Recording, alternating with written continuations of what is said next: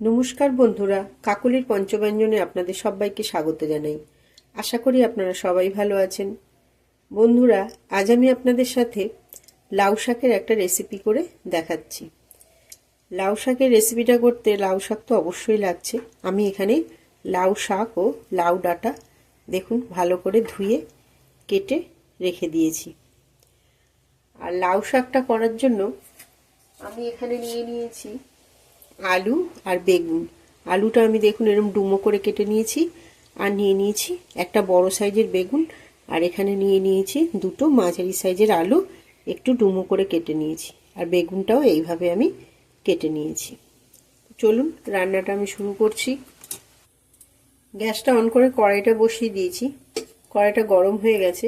এবার আমি কড়াইতে অল্প সামান্য সরষের তেল দিয়ে দিলাম। তেলটা গরম হয়ে গেছে। এবার আমি বড়ি ভেজে নেব। এখানে আমি এক বাটি বড়ি নিয়ে নিয়েছি। বড়িটা প্রথমে ভেজে নেব। বড়িটা একটু লাল লাল করে ভাজবো।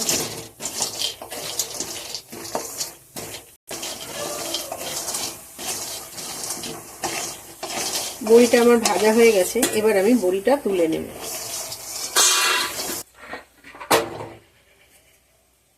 এবার আমি কড়াই আবার একটু তেল দিয়ে দিলাম।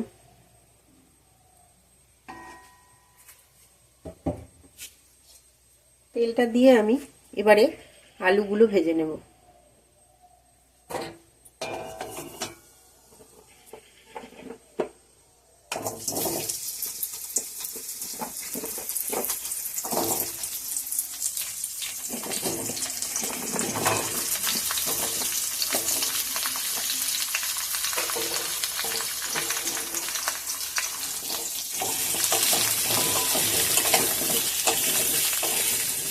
আলুগুলো একটু লাল করে ভাজবো।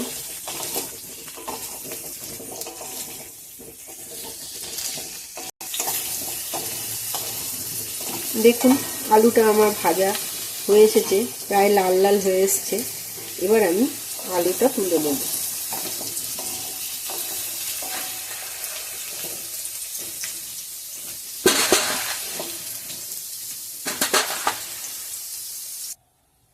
আলুটা আমি তুলে নিয়েছি। এবার ওই তেলেই আমি বেগুনগুলো ভেজে নেব।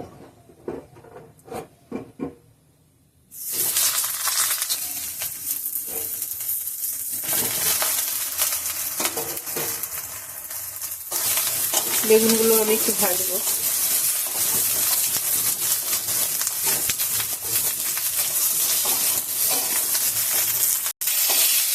বেগুনটাও আমার ভাজা হয়ে গেছে। এবার আমি বেগুনটাও তুলে নেব।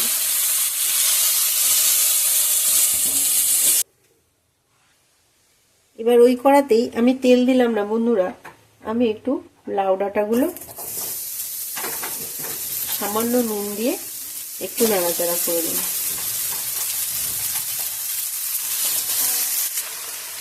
এই সময় গ্যাসের ফ্লেমটা কমিয়ে রাখবেন, যেহেতু কড়াই তেল দিইনি আমি, কড়াটা পুড়ে যাওয়ার সম্ভাবনা থাকছে, ওই জন্য গ্যাসের ফ্লেমটা কমিয়ে দিলাম। বন্ধুরা, লাউ কিংবা লাউ শাক, লাউ ডাঁটা খুব উপকারী। জ্বর সর্দির পরে না মুখে কোনো রুচি থাকে না, এই লাউ ডাঁটা চিবালে মুখে রুচি আসে। আমার তো খুব ভালো লাগে। আপনাদের কেমন লাগে কমেন্ট বক্সে জানাতে ভুলবেন না প্লিজ।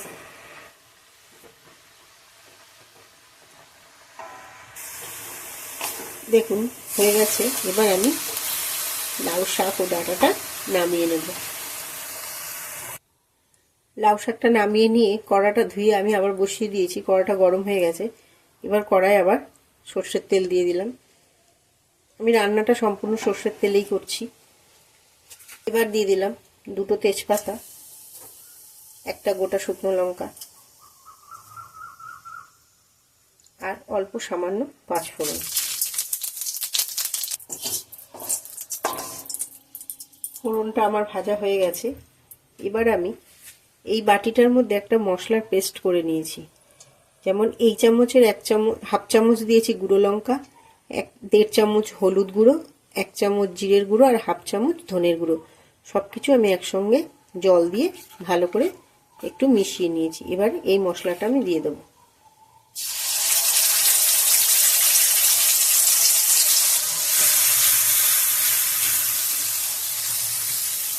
এই মশলাটা একটু কষে নেব।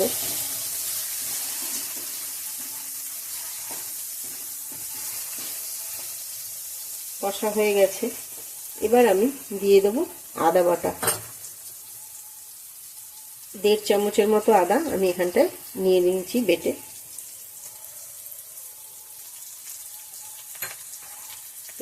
এই চামচটারই 1.5 চামচ আদা বাটা আমি এখানে নিয়ে নিয়েছি।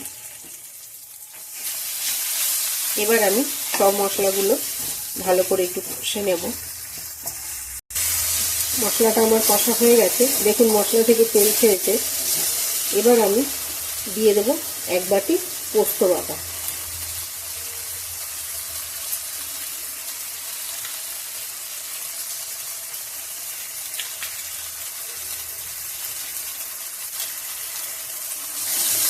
পোস্তটা দিয়েও আমি একটু নাড়াচাড়া করে নেব।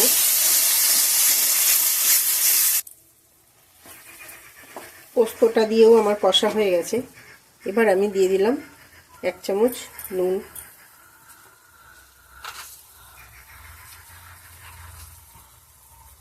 আরও 1/2 চামচ দিয়ে দিলাম। টোটাল আমি 1.5 চামচ নুন দিলাম। নুনটা আমি বরাবরই বলি যে যার স্বাদ অনুসারেই দেবেন। কেউ কম নুন খায়, কেউ বেশি নুন খায়, সেই জন্যই আমি বলি নুনটা যে যার স্বাদ অনুসারেই ব্যবহার করবেন। পোস্ত নুন দিয়ে আমার কষা হয়ে গেছে। এবার আমি শাকটা তুলে দেব।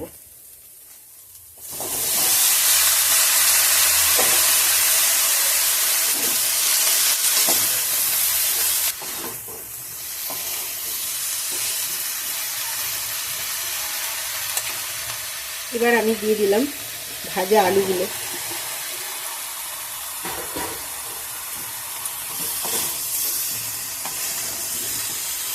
আলুগুলো শাক আর মশলার সাথে ভালো করে একটু কষে নেব। কষা হয়ে গেছে, এবার আমি দিয়ে দেব জল। আমি এখানে অল্প সামান্য জল গরম করে রেখে দিয়েছিলাম। দেখুন আঙুলটা ডোবাচ্ছি, খুব বেশি গরম না, হালকা গরম করে রেখেছিলাম। যে কোনো তরকারিতে গরম জল দিলে তরকারির স্বাদটা ভালো হয়। দিয়ে দিলাম জলটা। খুব বেশি জল দেওয়ার প্রয়োজন নেই, লাউ শাক থেকে জল বেরোবে, ওই জন্য আমি 1 গ্লাস জল দিয়ে দিলাম। ঢাকা দিয়ে দেবো 3 মিনিটের জন্য।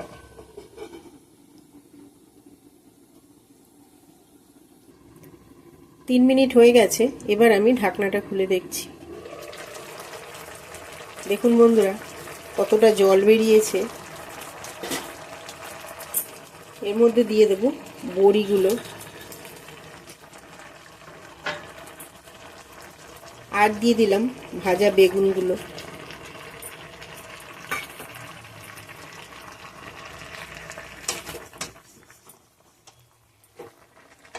এবার আমি একটু ভালো করে নেড়ে নেব। এবার দিয়ে দিলাম চেরা কাঁচা লঙ্কা।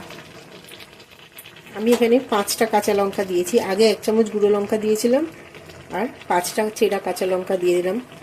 ঝালটাও যে যার স্বাদ অনুসারে দেবেন। এবার আমি আরও 3 মিনিটের জন্য ঢাকা দিয়ে দিলাম। 3 মিনিট হয়ে গেছে, এবার আমি ঢাকনাটা খুলে দেখছি।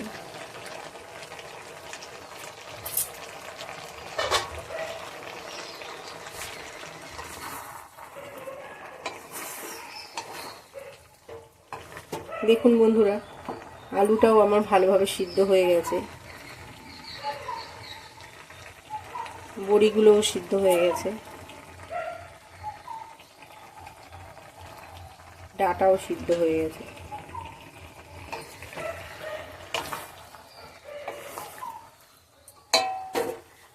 এবার আমি দিয়ে দেব 1 চামচ 5 ফোড়ন ভেজে আমি গুঁড়ো করে রেখেছিলাম। দিয়ে দিলাম 1 চামচ 5 ফোড়ন ভাজা।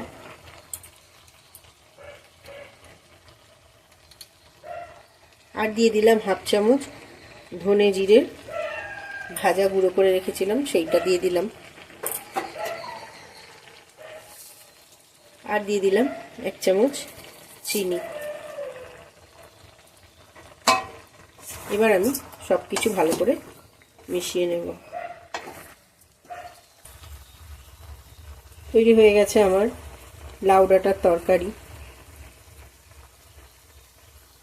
জ্বর সর্দির পরে ওষুধের মতো উপকার করে এই লাউ ডাঁটা। লাউ ডাঁটা চিবিয়ে খেলে মুখে রুচি আসে। এবার আমি ঢাকা দিয়ে গ্যাসটা অফ করে নামিয়ে নিচ্ছি। তৈরি হয়ে গেল আমার আলু বেগুন দিয়ে লাউ ডাঁটার তরকারি। এই তরকারিটা গরম ভাতের সঙ্গে খেতে খুব ভালো লাগবে, এমনকি শুধুও খেতে ভালো লাগবে। আমার এই লাউ ডাঁটার তরকারি রেসিপির ভিডিওটা যদি আপনাদের ভালো লেগে থাকে তো প্লিজ আমার চ্যানেলটা সাবস্ক্রাইব করবেন, লাইক কমেন্ট শেয়ার করতে ভুলবেন না। আর আমার চ্যানেলে নতুন বন্ধু যারা তাদের উদ্দেশ্যে বলি, প্লিজ আমার চ্যানেলটা সাবস্ক্রাইব করে দেবেন, যাতে পরবর্তী সময়ে আমি নতুন কোনো রেসিপির ভিডিও দিলে সেই আপডেট খুব সহজেই আপনাদের কাছে পৌঁছে যেতে পারে। অনেক অনেক ধন্যবাদ।